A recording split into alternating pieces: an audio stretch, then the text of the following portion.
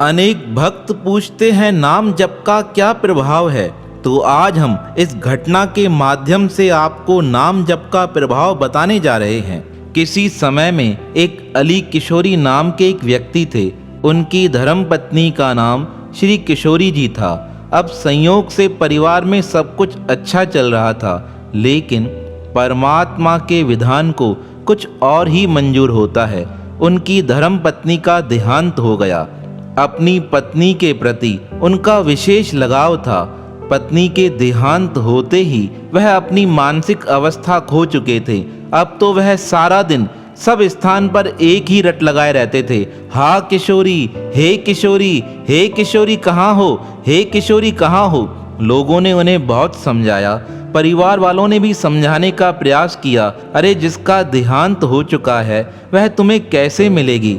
अगर तुम चाहते हो तो तुम दूसरा विवाह कर लो, तुम्हारे मन की क्षुधा शांत हो जाएगी।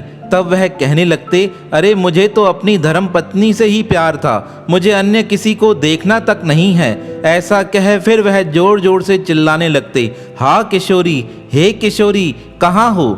इस प्रकार सब लोगों ने समझ लिया यह अपनी मानसिक स्थिति खो चुका है।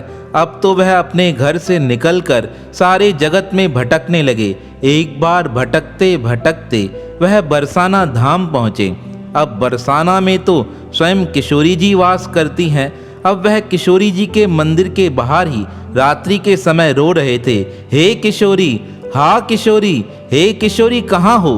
तब भगवान श्री कृष्ण ने श्री राधा जी से कहा, अरे देखिए यह आपको बुला रहा है, आपको जाना चाहिए।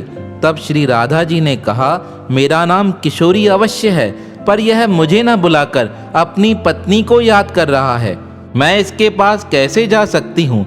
उस समय लीलाधारी भगवान श्री कृष्ण ने श्री राधा जी को समझाते हुए कहा, तुम्हारा नाम भी किशोरी है, कम से कम तुम्हें अपने नाम की लाज रखनी चाहिए। तुम्हें जाकर इस भक्त को दर्शन देना चाहिए। परमात्मा की बात मानकर श्री राधा जी उस भक्त अली किशोरी जी के सामने प्रत्यक्ष हो गई। आज अली किशोरी जो अपनी पत्नी के वियोग में पागल हो चुका था, अपने सामने साक्षात श्री राधा रानी को देखकर बिल्कुल स्वस्थ हो गया। वह श्री राधा रानी की ओर देखता ही गया। भगवान श्री कृष्ण भी स्वयं प्रकट हुए। उन्होंने श्री राधा रानी के साथ अली किशोरी के मस्तक पर हाथ रखकर कहा, अब तुम संसार के बंधन से मुक्त हो चुके हो, अब यहीं बैठकर परमात्मा का भजन करो। तब अली किशोरी ने कहा, मैंने तो कभी भी परमात्मा का भजन नहीं किया था, फिर भी आप दोनों मेरे समक्ष कैसे प्रकट हो गए हो। श्री राधा रानी ने कहा, तुमने इतने सच्चे हृदय से पुकार की, हे किशोरी, हाँ किशोरी, हे किशोरी, तुम्हारी उस पुकार को सुनकर हम दोनों यहाँ चलकर आए हैं। अली किशोरी जी ने कहा, मैं तो अपनी पत्नी को याद करता था, पर मुझे पता नहीं था कि यह नाम सुनकर आप स्वयं प्रकट हो जाएंगे। तब श्री कृष्ण ने कहा, जो हमारा नाम लेकर हमें पुकारता है हम अवश्य प्रकट हो जाते हैं, फिर उसके मन का भाव हो या नहीं हो, हम तो सिर्फ यही भाव देखते हैं कि उसने हमें पुकार लगाई है। जैसे अजामेल ने अपने बेटे को पुकारा था, पर उस समय भी मैं स्वयं प्रकट हो गया था।